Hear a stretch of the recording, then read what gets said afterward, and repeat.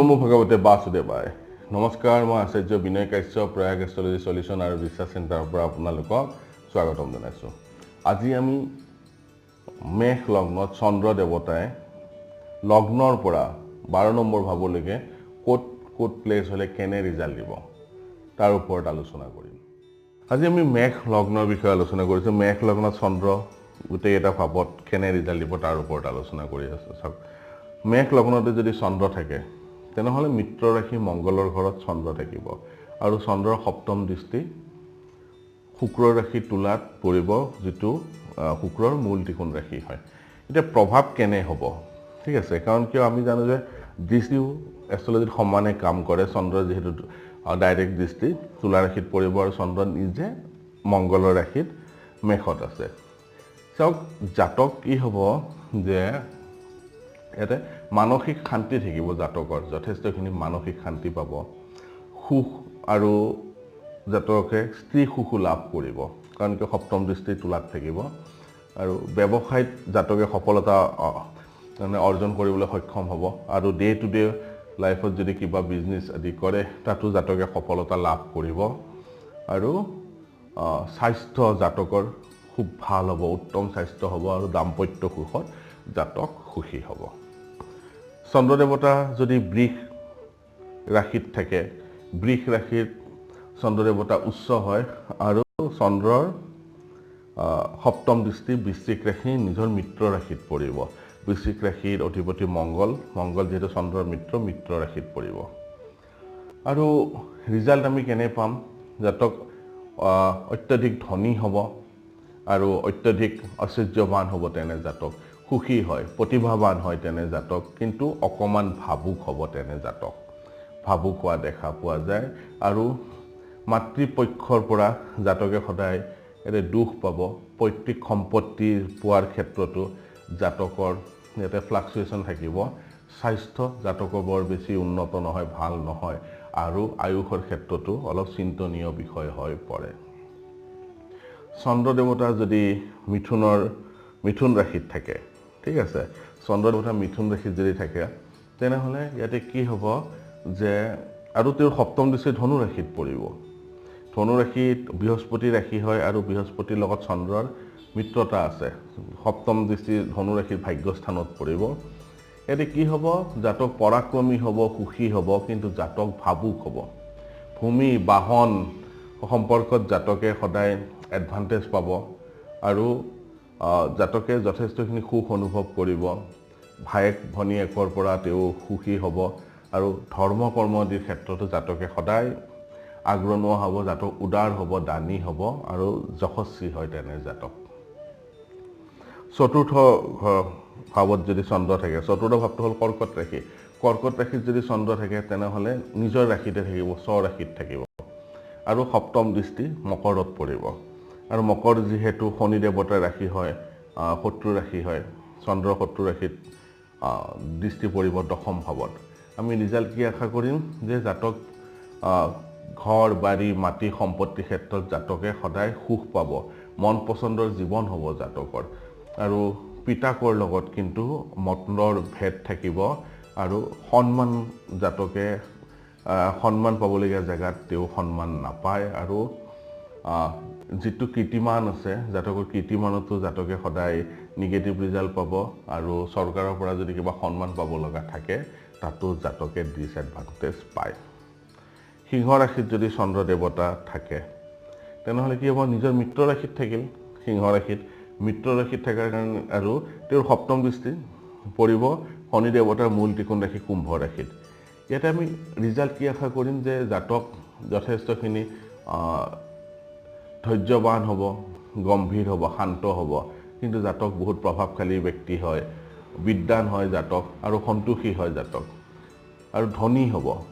পিতাকৰ পৰা তেওঁ সুখ পাব, কিন্তু ব্যৱসায়িক ক্ষেত্ৰত অৰ্থ উপাৰ্জনৰ ক্ষেত্ৰত জাতকে বহুত ষ্ট্ৰাগুলৰ মাজেৰেহে নিজৰ টকা পইচা আয় আদি কৰিব পাৰিব। 6 নম্বৰ ঘৰ মানে ষষ্ঠ স্থানত যদি চন্দ্ৰ দেৱতা থাকে, ষষ্ঠ স্থানটো হ'ল কন্যা ৰাশি। কন্যা ৰাশিত চন্দ্ৰ দেৱতা যদি থাকে নিজৰ মিত্ৰ ৰাশিত থাকিব, বন্ধু ৰাশিত থাকিব আৰু তেওঁৰ মিত্ৰ ৰাশিত সপ্তম দৃষ্টি পৰিব পূৰ্ণ দৃষ্টি। আমি ৰিজাল্ট কি আশা কৰিম যে ইয়াতে শত্ৰু পক্ষৰ পৰা শান্তি পাব, ঠিক আছে, ধৈৰ্যৱান হ'ব তেনে জাতক, বুদ্ধিমান হয় আৰু ধৈৰ্য আৰু বুদ্ধিৰ দ্বাৰা যিকোনো কামত তেওঁ সফলতা অৰ্জন কৰিবলৈ সক্ষম হ'ব।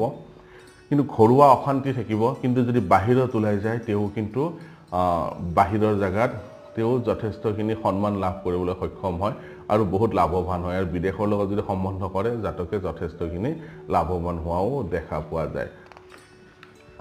আৰু তুলা ৰাশিত যদি চন্দ্ৰ দেৱতা থাকে, ঠিক আছে, তুলা ৰাশিত যদি থাকে শুক্ৰৰ মূল ত্ৰিকোণ ৰাশিত থাকিব চন্দ্ৰ দেৱতা আৰু তেওঁৰ সপ্তম দৃষ্টি লগ্নত পৰিব। ইয়াত কি হ'ব, জাতক স্ত্ৰী সুখৰ দ্বাৰা পৰিপূৰ্ণ হ'ব, ঐশ্বৰ্য ভোগ কৰিবলৈ সক্ষম হ'ব জাতক।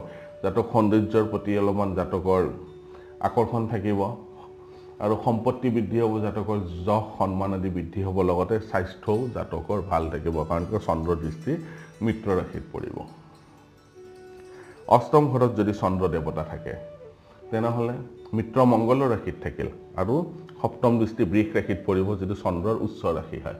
ইয়াত আমি কেনে ৰিজাল্ট আশা কৰিম যে পৈতৃক সম্পত্তিৰ ক্ষেত্ৰত জাতকে অকণমান বাধা বিঘিনি থাকিব আৰু ঘৰুৱা সুখত জাতকে বৰ বেছি এডভান্টেজ নাপায় আৰু পৱন সম্পত্তিৰ ক্ষেত্ৰতো জাতকে ডিছএডভান্টেজ পাব।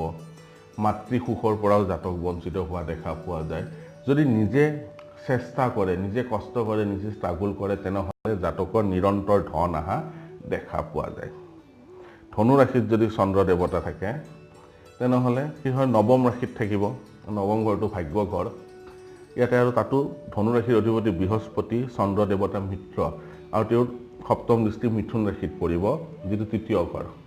ইয়াত কি হ'ব, জাতক ধাৰ্মিক হ'ব, দানী হ'ব, জাতক সম্পত্তিবান হয়, মাতৃক মানে মৰম কৰা স্নেহ কৰা বিধৰ হয়। জাতক ভাই ভনীয়েকৰ লগত ভাই ভনীয়েকৰ পৰা সুখ পায়, ভাই ভনীয়েকক সুখ দিয়ে, পৰাক্ৰম বৃদ্ধি কৰে জাতকৰ। আৰু বিদেশ যাত্ৰা যদি কৰে তাতেও জাতকে যথেষ্টখিনি এডভান্টেজ পায়। দশম ভাৱত যদি চন্দ্ৰ দেৱতা থাকে, দশম ভাৱটো হ'ল শনি দেৱতাৰ ঘৰ আৰু জাতকৰ শত্ৰু ৰাশি, তাৰ পৰা দৃষ্টি দিব নিজৰ ৰাশি কৰ্কট ৰাশিত। ইয়াত আমি ৰিজাল্ট কেনেকৈ পাম, পিতাকৰ লগত সম্বন্ধ ইমান বেছি ভাল নহ'ব, ৰাজ্যৰ পৰা বা সমাজৰ পৰা তেওঁ সন্মানৰ পৰা বঞ্চিত হ'ব বা ভূমি বাহন সম্পত্তিৰ ক্ষেত্ৰত মাকৰ ক্ষেত্ৰত কিন্তু জাতকে সদায় এডভান্টেজ পাব, সুখ পাব। কুম্ভ ৰাশিত যদি চন্দ্ৰ দেৱতা থাকে তেনেহ'লে শনি দেৱতা মূল ত্ৰিকোণ ৰাশি হয় আৰু যিহেতু চন্দ্ৰ মানে শত্ৰু ৰাশি, চন্দ্ৰ সপ্তম দৃষ্টি সিংহ ৰাশিত পৰিব, ঠিক আছে। এইবিলাক আমি জানা দৰকাৰ হ'ব, কাৰণ চন্দ্ৰ সপ্তম দৃষ্টি সিংহত পূৰ্ণ দৃষ্টি পৰিব। ইয়াতে ৰিজাল্ট কি হ'ব, জাতক সুখী হ'ব, নিজে উপাৰ্জন কৰা সংশোধনৰ দ্বাৰা জাতকে যথেষ্টখিনি ধন অৰ্জন কৰিবলৈ সক্ষম হ'ব। আৰু কিন্তু জীৱনত ষ্ট্ৰাগল থাকিব, সেইকাৰণে জাতকে অলপ ফ্ৰাষ্ট্ৰেশ্যনতো ভুগিব পাৰে, কিন্তু জাতক যথেষ্ট বিদ্বান হ'ব, বুদ্ধিমান হ'ব আৰু সন্তান সুখৰ দ্বাৰা জাতক সদায় পৰিপূৰ্ণ হ'ব। মীন ৰাশিত যদি চন্দ্ৰ দেৱতা থাকে তেনেহ'লে কি হ'ব যে মিত্ৰ ৰাশি, চন্দ্ৰৰ মিত্ৰ গুৰুৰ ৰাশি হয়, বৃহস্পতিৰ ৰাশি হয়, সপ্তম দৃষ্টি কন্যা ৰাশিত পৰিব, ঠিক আছে। সপ্তম দৃষ্টি কন্যা ৰাশিত পৰিব। কন্যা ৰাশিত ইয়াতে কি হ'ব জাতকৰ, যে আমি ৰিজাল্ট কি পাম, যে বাহিৰৰ লগত ফৰেন লেণ্ডৰ লগত যদি তেওঁ কৰ্ম কৰে তাত জাতকে যথেষ্টখিনি লাভৱান হ'ব আৰু নিজৰ জীৱনটো খুব আড়ম্বৰপূৰ্ণ জীৱন তেওঁ অতিবাহিত কৰিব। জাতক বুদ্ধিমান হ'ব, জাতকৰ যিটো সপ্তম দৃষ্টি ৰোগ ঋণ মোকদ্দমা শত্ৰু ভাৱত পৰিছে, ইয়াতে শত্ৰু সন্তা হ'ব, জাতক শত্ৰু বিজয়ী হ'ব আৰু জাতক জীৱনটো সন্তুষ্ট হ'ব, সন্তোষেৰে পাৰ কৰিবলৈ সক্ষম হ'ব। কাৰণ কিয় 12 নম্বৰ ঘৰৰ পৰা আমি বিদেশৰ বিষয়েও আমি আলোচনা কৰোঁ, যিহেতু মিত্ৰ ৰাশিত থাকিব চন্দ্ৰ দেৱতা, ইয়াতে ভাল ৰিজাল্ট মানে বিদেশ ৰিগাৰ্ডিং জাতকে যদি কৰ্ম কৰে তাত জাতকে সদায় পজিটিভ ৰিজাল্ট পাব।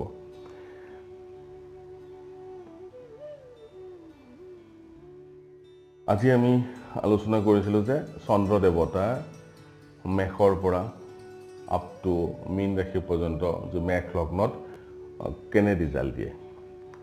আপোনালোকে এই সূত্ৰবোৰ আপোনালোকৰ কুস্তিত লগাব, চাব যে তাৰ পৰা একুৰেট ৰিজাল্ট আহে।